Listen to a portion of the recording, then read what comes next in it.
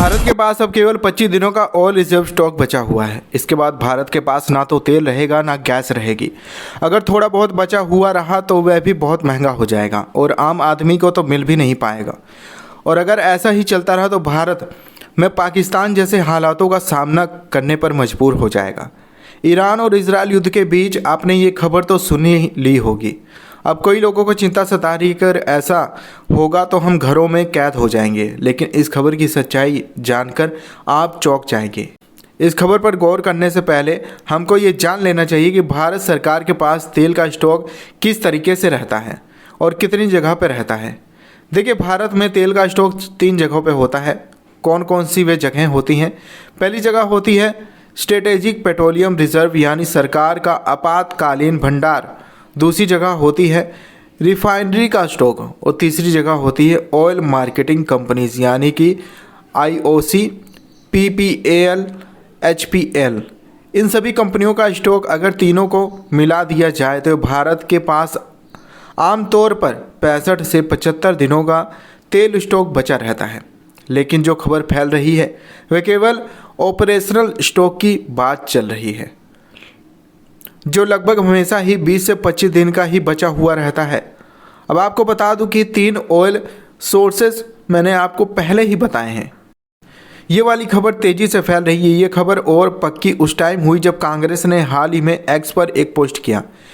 उसमें उन्होंने कहा कि 9 फरवरी को केंद्रीय मंत्री हरदीप पुरी ने राज्यसभा में ये बताया कि हमारे पास 74 दिनों का पेट्रोलियम रिजर्व है और चिंता की कोई बात नहीं है। और आज सरकार कह रही है कि हमारे पास केवल 25 दिनों का स्टॉक बचा हुआ है। ये जंग तो 28 फरवरी को शुरू हुई।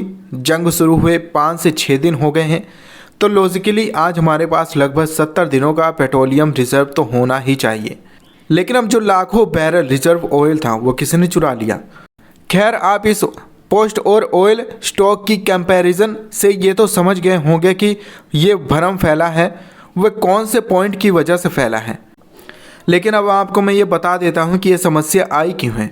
देखिए, ईरान इजराइल का युद्ध चल रहा है और ईरान बॉर्डर के पास होर्मुज़ स्ट्रिक्ट करके एक तेल रूट है जिससे होकर दुनिया का लगभग 20% तेल गुजरता है और भारत का लगभग 40% तेल इसी रूट से गुजरता है। अब युद्ध की स्थिति में रूट बंद हो गया तो यहाँ पर आवागमन बाधित है और फिर वहाँ से कोई शिप डर की वजह से नहीं आ जा रही है, क्योंकि युद्ध की वजह से शिपिंग और बीमा महंगा हो गया है।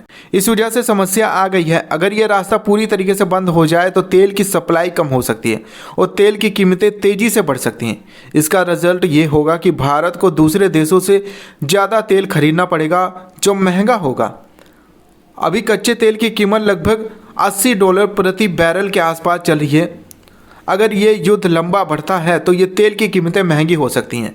जैसे मैं आपको बताया हूँ कि अभी 80 रुपये प्रति बैरल कच्चे तेल का भाव है, तो पेट्रोल लगभग 105 से 110 प्रति लीटर बिक रहा है।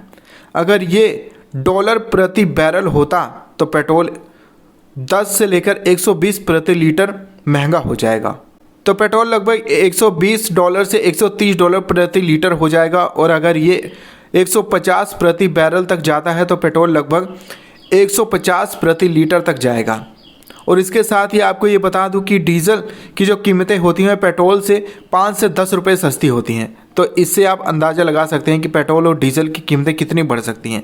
लेकिन भारत के पास रूस से तेल खरीदने का रास्ता अभी भी बचा है, जो भारत को सस्ता भी पड़ता है और वह होर्मुज़ स्ट्रेट से होकर नहीं आता है। हालांकि ट्रंप के टैरिफ की वजह से यह डील कमज़ोर हो गई थी। इसके साथ ही भारत कई और देशों से तेल खरीद सकता है, जैसे रूस है, उससे लगभग भारत 30 से 35% तेल खरीदता आ रहा है।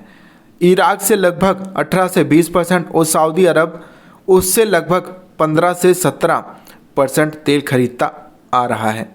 और यूएई से लगभग 8 से 10% तेल खरीदता है। अमेरिका से 5 से 7%। इसके साथ ही जो दूसरे देश हैं उसमें अफ्रीकन देश भी हैं, कुवैत, नाइजीरिया और ब्राज़ील से भी भारत तेल खरीदता है।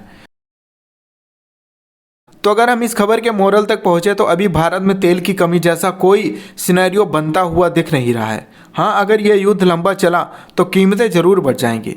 दोस्तों, दिन भर की टॉप ट्रेंडिंग और ब्रेकिंग न्यूज़ सबसे पहले देखने के लिए हमारे चैनल को सब्सक्राइब कर लीजिए और बेल आइकन को दबाना ना भूलें। वीडियो को लाइक कर दीजिएगा और ऐसी ही और वीडियोस के लिए हमें फॉलो कर लीजिए।